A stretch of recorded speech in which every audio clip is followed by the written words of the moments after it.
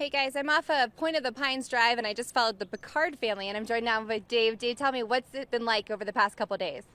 It's been a little bit nerve-wracking, just not kind of knowing what's going on. I mean, media's done a great job of covering things, but it's nice to be home. It's nice that our house was never really majorly threatened at all, but that the fear of the unknown is definitely stays with you through the whole time.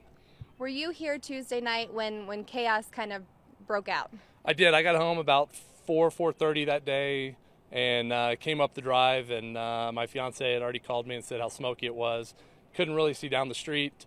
So we went inside, no evac orders at that point. At about 6:30 or so, we got the reverse 911 call that it was time to evacuate, and we packed up. And having to pack up a house is a very weird feeling. You kind of walk out and decide, what else did I need to bring? And ultimately, you forget things. Passports were left and didn't even think about them.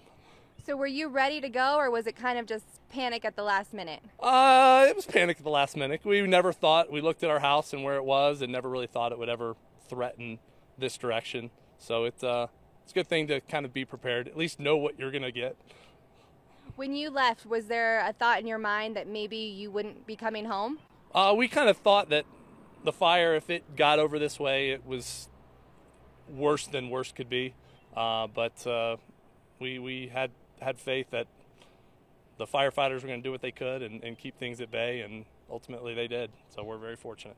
So where have you been the past couple of days? What have you guys been doing? Trying to work, trying to keep our mind off of it. We stayed with some friends over on the southwest side of town, and just tried to keep about a normal piece of business.